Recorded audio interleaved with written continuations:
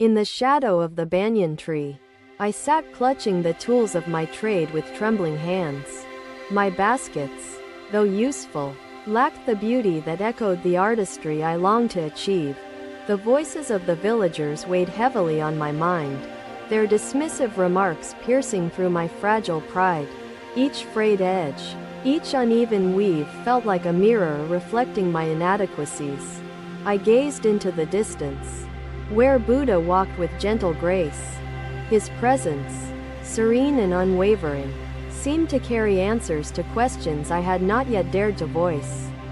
Summoning courage, I approached him with the weight of failure anchoring my steps. "Lord," I said, my voice a whisper against the wind, "I am not good at my craft. My heart aches with this truth." Buddha paused, his eyes warm like the sun rising over the horizon. "What is it that troubles your spirit, my child?" he asked with quiet patience.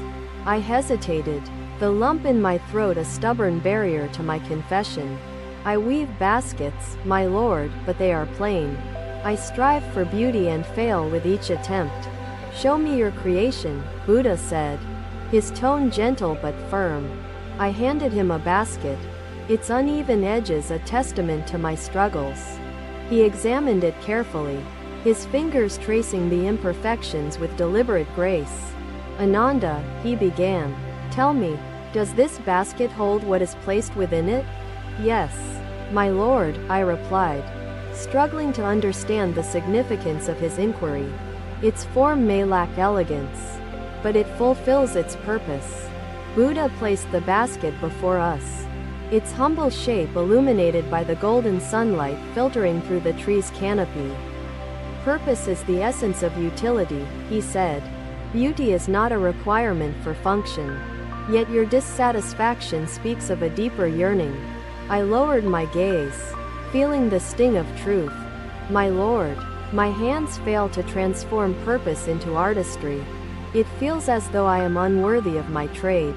Buddha's voice softened, his words flowing like a river nurturing the dry soil. "Effort is the bridge between yearning and realization. To despise your work is to despise the path toward growth." His disciples gathered around us, their presence a quiet testament to their devotion. Buddha turned to them, addressing the lesson for all who listened. "Each imperfection is an opportunity to learn. Each failure paves the road to mastery." Ananda's basket holds the promise of effort. The disciples nodded, their faces reflecting the wisdom imparted by their teacher. "Ananda," Buddha continued, "tell me, when you begin weaving, what fills your mind?" I hesitated, searching for words to explain the turmoil that accompanied each attempt. "I think of the villagers' judgment, my lord. I think of their laughter at my clumsy work." Buddha's expression remained unchanging, yet his voice carried an undertone of compassion. "Judgment is but a shadow, fleeting and insubstantial. Fear of failure clouds the clarity needed for growth." His words resonated deeply, stirring an awakening within my soul. "My lord," I asked, "how does one overcome the fear that strangles effort?" "Fear is a companion," Buddha replied, "neither friend nor foe. Acknowledge its presence without allowing it to control your actions." He gestured toward the basket, inviting me to hold it once more. "Focus on your intention, Ananda. Creation thrives in the soil of mindfulness, not in the storm of self-doubt." The disciples murmured their agreement, their voices harmonizing with the rustling leaves overhead. Buddha reached for another basket, one woven with mastery by an elder in the village. "Observe this craft," he said, "a product of years of dedication and refinement. Its beauty is a reflection of effort and time." I marveled at the basket's intricate design, its symmetry a stark contrast to my own work. "Will I ever create such elegance, my lord?" Buddha smiled, his gaze unwavering. "Elegance is born of patience, and patience is nourished by the steadfastness of practice. Place your heart in your hands." His words felt like a balm on the wounds of my pride, soothing the ache of inadequacy. "But my lord," I said hesitantly, Will the villagers ever accept my efforts as worthy? Buddha's response was firm, his tone like the steady flow of a mountain stream. Worth is not assigned by others. It is the essence of your intention and the authenticity of your effort. The disciples gathered closer, their curiosity ignited by the exchange. Buddha addressed them collectively, extending the lesson to all present. To despise one's own effort is to despise the journey toward growth. Celebrate the imperfections that teach resilience. The disciples nodded, absorbing the wisdom like thirsty soil drinking rain. For every master, there was once an apprentice struggling to find their rhythm. Ananda, embrace your role as a learner, Buddha said. His words carried weight, yet they lifted the burdens that anchored my spirit. My Lord, I asked, how do I begin anew without fear chasing my steps? Begin with mindfulness, Buddha replied. Dedicate each action to the intention of growth, not to the judgment of perfection. His words opened a door within me, revealing a path I had feared to tread. The disciples began to share their own experiences, weaving a tapestry of wisdom and vulnerability. As the sun began to set, Buddha rose, signaling the end of our discussion. Ananda, he said, your basket is neither flawed nor incomplete. It is the embodiment of your journey. I held the basket close, its imperfections transforming into symbols of effort and resilience. Buddha's teachings echoed in the rustling leaves, carried by the wind to those seeking solace. I returned to my weaving with a renewed spirit, each thread a promise of growth and each failure a teacher. The villagers may have continued their judgment, but my heart carried the wisdom of a master. The forest held its peace, a quiet witness to the transformation unfolding within my soul. Buddha's words became a guiding light, illuminating the shadows of fear and doubt. I wove with intention, not for approval but for the beauty of purpose and the joy of learning. Each frayed edge held a story, and each uneven weave held the essence of growth. Buddha's teachings stayed with me, a lifelong companion whispering truths in moments of doubt. The banyan tree became my sanctuary, its roots intertwined with the foundation of my resilience. Failure, once a source of despair, became the dust on my path to mastery. Under the watchful eye of Buddha's wisdom, I discovered the art of weaving not baskets, but a tapestry of growth and acceptance. The forest whispered its secrets, teaching patience and harmony, and as the sun set, I wove not for beauty, but for the profound simplicity of purpose fulfilled. Another day, another failure haunted my thoughts as I sat beneath the banyan tree, my tools lying untouched. My hands trembled as I stared at my newest basket, frayed and misshapen from careless weaving. Buddha stood gracefully, walking toward the riverbank, letting its cool breeze brush softly against his face and flowing robes. He gestured to the rippling water, speaking once more, let these ripples remind you that peace exists even amidst constant movement. Buddha walked along the shaded path, his robes flowing with the rhythm of the gentle breeze. His calm presence seemed to still the chaos in my mind. If only for a fleeting moment. Ananda, he called softly, his voice carrying the weight of understanding. Why does sorrow sit so heavily upon your shoulders today? I hesitated, reluctant to speak of my despair, but his gaze encouraged honesty. My Lord, I began. My hands falter, and my efforts bring only disgrace. I am worse than useless. Buddha seated himself beside me, the sunlight filtering through the leaves casting patterns on the forest floor. What do you mean by disgrace? He asked gently, his tone inviting reflection rather than judgment. My work lacks skill, I replied, gesturing toward the basket that lay before us, its flaws glaring in the light. I attempt improvement, yet my progress eludes me, and failure becomes my constant companion. Buddha lifted the basket, examining its uneven edges and lopsided form with quiet consideration. Ananda, he said after a pause, this basket, though imperfect, is not without value. Tell me, what is its purpose? To carry goods, I answered, though my voice wavered with uncertainty. But its flaws make it weak. Unworthy of trust, Buddha set the basket down gently, his hands folding in his lap. A flawed basket may yet serve, just as a flawed effort may yet teach. Perfection is not the only measure of worth. His words struck a chord within me, yet the weight of my failures still pressed heavily on my spirit. My Lord, I said, how can I continue when my efforts yield no results? How can one endure unending failure?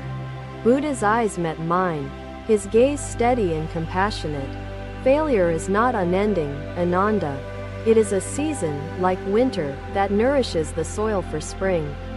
I frowned, struggling to grasp his meaning. But my Lord, winter feels eternal, and the seeds I plant bear no fruit. My confidence withers like frostbitten leaves. Buddha's expression softened, his voice taking on a note of reassurance. Confidence, like a flame, requires kindling. Each effort, no matter how small, feeds the fire and keeps it alive. The disciples gathered quietly, their presence forming a circle of support around us. Buddha turned to address them, his words flowing like a stream of wisdom. Tell me, what happens when a child first learns to walk? The disciples exchanged thoughtful glances before one answered. The child falls many times.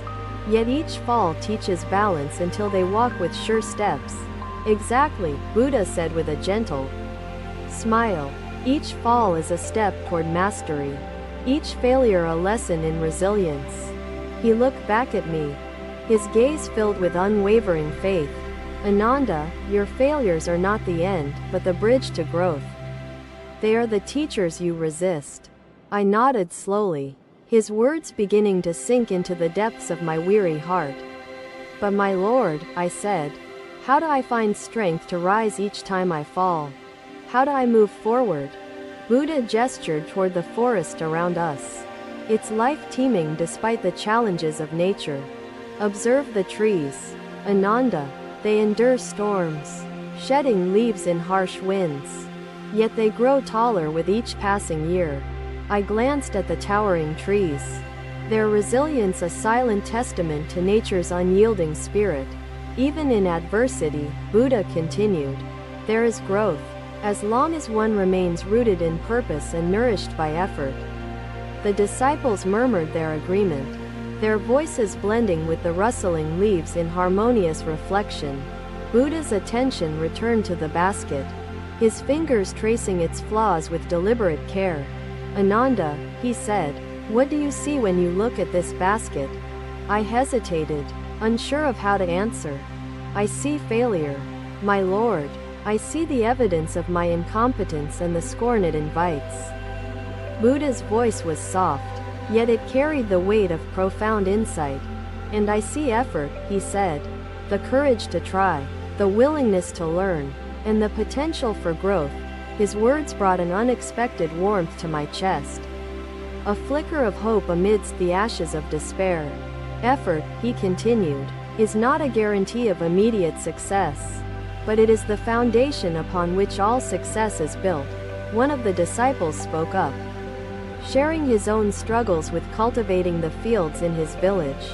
My Lord, he said, there were seasons when my crops failed despite my labor. Yet I learned to adapt and endure. Buddha nodded, his expression one of encouragement. The fields of effort are no different. Each failure is like soil being tilled, preparing it for seeds to take root. He turned to me, his gaze steady. Ananda, do you believe the sun rises every morning to mock the darkness? Number. My Lord, I replied, the metaphor settling into my mind. The sun rises to dispel the darkness and bring light to the world. Buddha smiled, his expression serene yet knowing. Just as the sun rises, your spirit must rise to dispel the shadows of doubt and failure. I lowered my head, the weight of his words mingling with the remnants of my insecurity. But my Lord, I asked hesitantly, how do I know if my efforts will ever bear fruit? How do I endure the uncertainty? Uncertainty is the path of all who seek growth, Buddha said. To walk it is to embrace life's essence, impermanence and possibility. He gestured toward the horizon, where the sun dipped below the trees in a blaze of color. The sun sets each evening, yet we trust it will rise again. Such is the nature of effort and result. The disciples sat in contemplative silence, the air heavy with the weight of Buddha's teachings. His words carried the wisdom of countless lifetimes, their truth resonating deeply within each of us. Ananda, he said, breaking the silence, your efforts are like ripples in a pond, unseen at times yet ever expanding. I took a deep breath, the knot of despair within me beginning to loosen. My Lord, I said, I will try again. I will weave with purpose, even if my hands falter. Buddha's smile was like the dawn breaking over a restless sea, calm and full of promise. And in trying, he said, you will find strength, not in perfection but in persistence. As night fell, the disciples and I rose to depart, our hearts lighter despite the darkness. The banyan tree stood as a silent witness to the transformation unfolding within me. Its roots intertwined with the lessons I carried. Buddha's teachings echoed in my mind, a guiding light on the path I had once feared to walk. I returned to my weaving with renewed resolve, each thread a testament to my intention and each flaw a lesson in resilience. The villagers' whispers no longer held the power to diminish me, for my worth was no longer bound by their judgment. Under the banyan tree's watchful gaze, I wove not for approval, but for growth, each basket a reflection of my journey. Buddha's voice lingered in my heart, a constant reminder that effort is its own reward and failure but a stepping stone. The forest around me seemed to hum with life, its rhythm a testament to the balance between struggle and growth. And as the stars began to twinkle in the vast expanse above, I wove with the quiet confidence of one who had embraced the art of rising. Another day, another question weighed heavily on my heart as I sat weaving under the ancient banyan tree's shade. My baskets now bore improved patterns, yet my mind wrestled with doubts about the balance between effort and results. I wondered if my efforts were enough or if they would ever yield the excellence I dreamed of achieving. The villagers continued to regard my work with indifferent eyes, their subtle disapproval cutting into my fragile confidence. Buddha walked among the trees, his footsteps soft as the whispers of the forest, his presence serene as flowing water. Ananda, he called, his voice a gentle balm. Why does your face hold the shadow of dissatisfaction today? I looked up at him, his gaze carrying an unspoken promise of understanding.